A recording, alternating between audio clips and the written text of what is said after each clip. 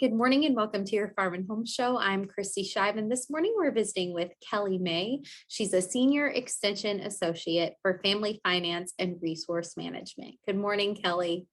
Good morning, Kristi. Today we are going to talk about effective listening. Kelly, can you tell us what is listening and how it's different than hearing? Hearing is easy. Listening is much more difficult.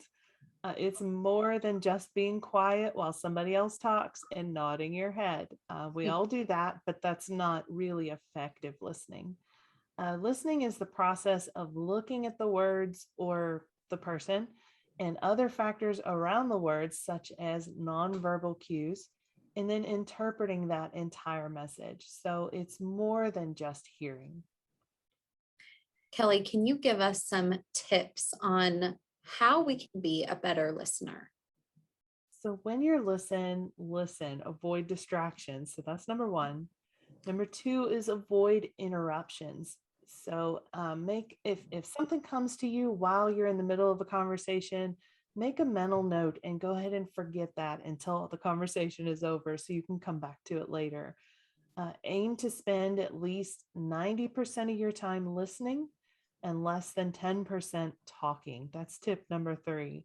So listening is more about engaging with the other person and what the other person has to say. Number four is when you do talk, make sure it's related to what the other person is saying. So ask questions, have them clarify or find a way to expand on it. Those are tools we can use to make the conversation even better. Number five is do not offer advice unless the other person asks for it. I know in this day and age of social media, we're so used to giving our opinions, and sometimes it's better to hold that back until the appropriate time to discuss those things. Number six is make sure the physical environment is conducive. And so what I mean by that is try to reduce noise and distractions. So if you're having a real heart-to-heart conversation that you really need to listen to, maybe don't do it in a busy lobby setting where people are coming and going and checking in and out.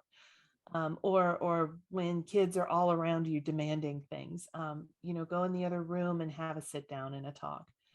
Number seven is it a conversation where you're required to take notes? If you are, that's fine. Just don't make the notes be a distraction.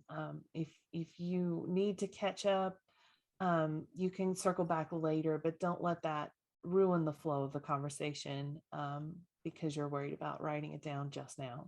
Kelly, can you touch on active listening and tell us what it is?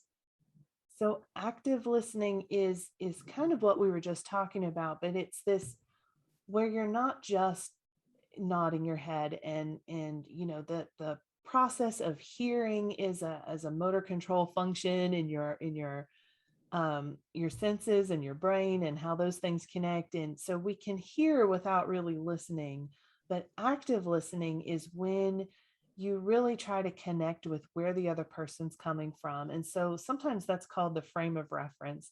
And the example we like to use is if you were to see a bear, you would have a very different reaction, a different frame of reference if you were standing outside the cage in the zoo than if the bear was at your tent in the campsite. So if you were to apply this to a conversation, thinking about somebody's relationship with the person you're talking about can have a different frame of reference on the context of the conversation. Kelly, so many great points on how we can be effective listeners. Kelly, if someone would like more information on effective listening, what can they ask for when calling their extension office? So we have a curriculum called Positive Employability, which helps workers in the workplace become a better employee and performer at their job. So it's broadly applied to all types of jobs. And this is available through your local extension office. So you can contact your county agent for more information on this and many other related topics.